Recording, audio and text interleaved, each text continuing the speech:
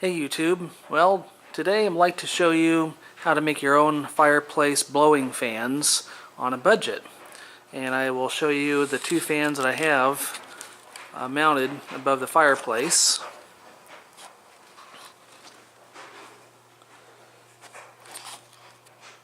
I bought these at Meijer for about maybe $15–20 a piece, something like that.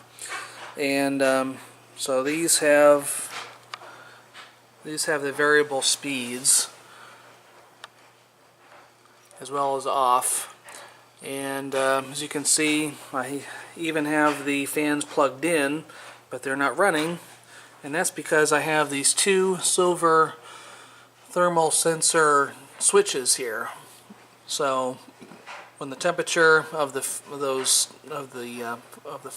of the fireplace gets to be at least 100 degrees, that will flip on the switch inside those little silver thermal switches and operate the fans.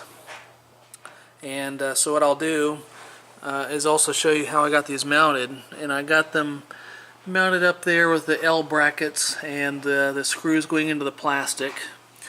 And then I have, which I can't see it now, which I'll show you a little bit, here in a little bit, I got both of these fans secured together with some other screws.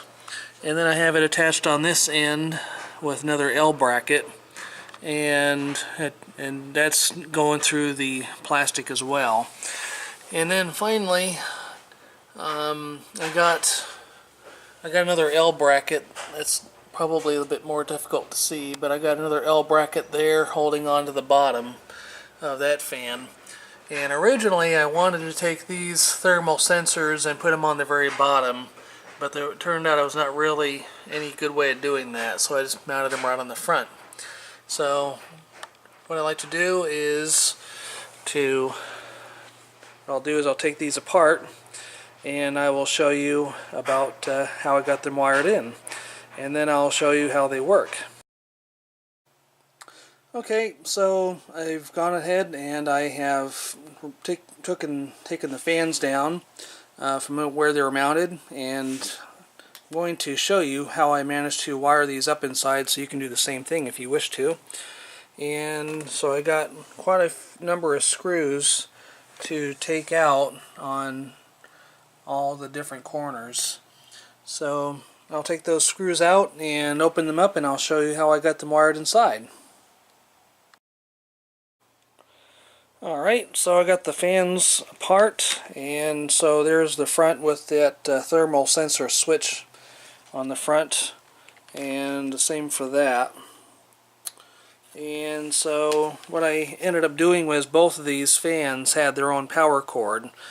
So I cut the one cord off of the one fan, and what I did was that I kind of ended up looping through the one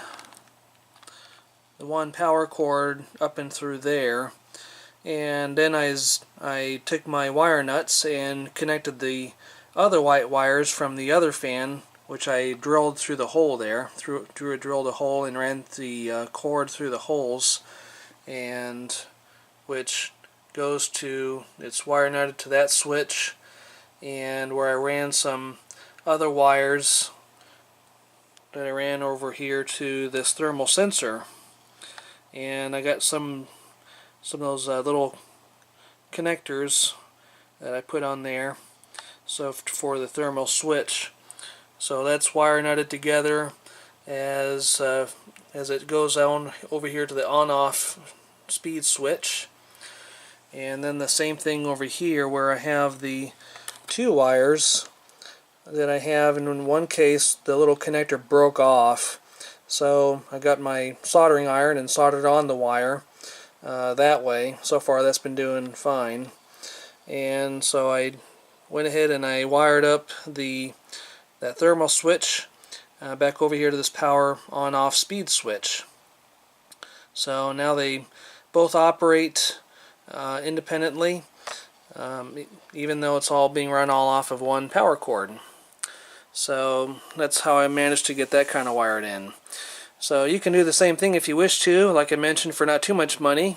just buy the individual box fans at any Meijer or Kroger or Lowe's, whichever it might be, and you can go on to Amazon, get the thermal switches, and I had to get a drill bit big enough to drill out the front holes, and so I went to Lowe's for that. But I did use the screw and nut through the plastic to hold on the thermal switches. So I did that, and so that took about, I don't know, maybe a couple hours of work or so, something like that. So then I plugged it in, and so got the fans working anytime that the flames come on with the fireplace. And so thought I would try to let you know here that these thermal switches are rated for 85 degrees off and 100 degrees on. So or take a, I don't know, give or take a 5 or 10 degrees, something like that. And so you can find those thermal switches on Amazon. So that's how I managed to get the fans working together with that fireplace. So now let's go ahead and we'll put them all back, put these fans all back together, get them mounted back up, plugged in, and see how it does with blowing out the hot heat from the fireplace.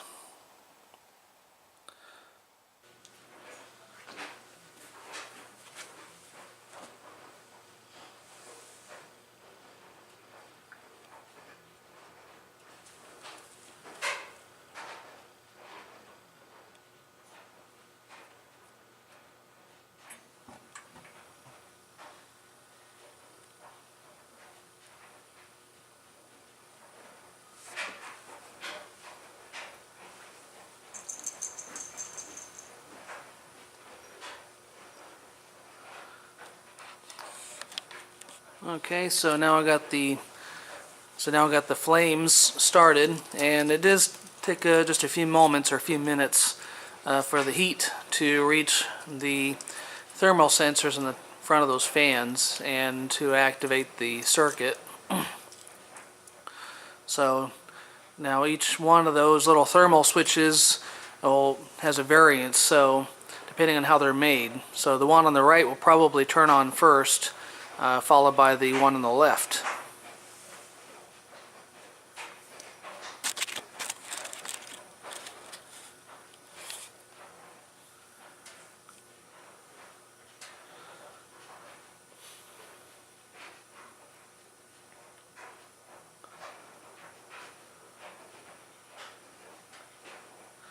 And of course, like I mentioned, those fans have a variable speed on it, and so I can put them on to high speed or low or whichever.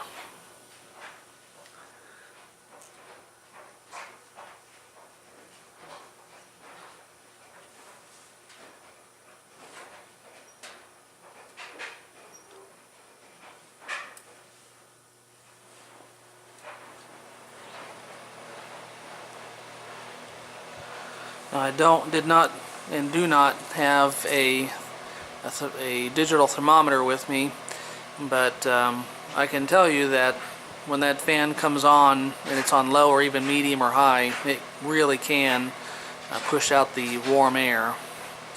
And so typically it also depends on how these fans are mounted. If I try to have them mounted right in the middle or in the center, but I'm sure if I had them mounted just a bit more towards the right, then the one on the left probably would have come on right about now.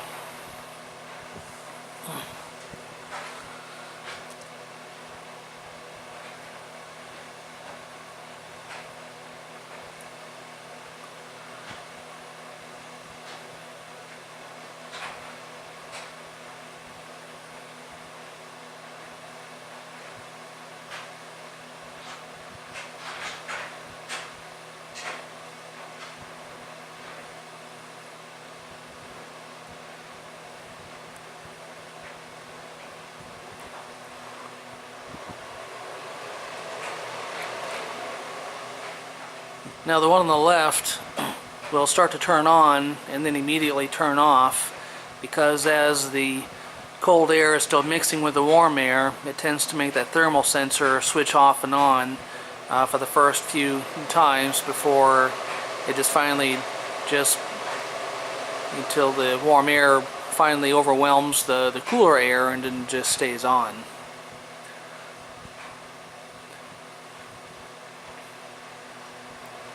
But like I said, that's all because of the way I mounted them. So if I was to scooch them over just a bit more towards the right, then the other fan will probably come on sooner and stay on. But right now they're at the moment they're running, and I have them set on the medium speed.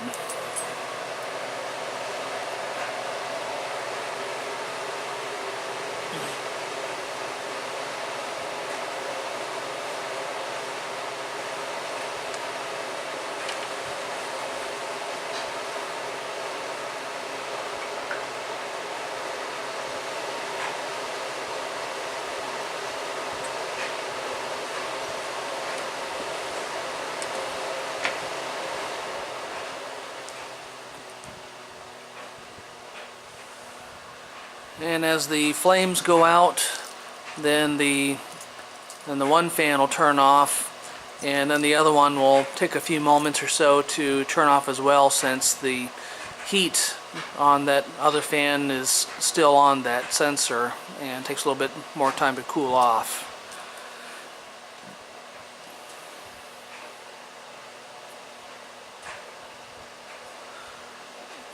And when the temperature on the thermal sensor, when it gets down to 85 degrees Fahrenheit, then that's when it will switch off automatically.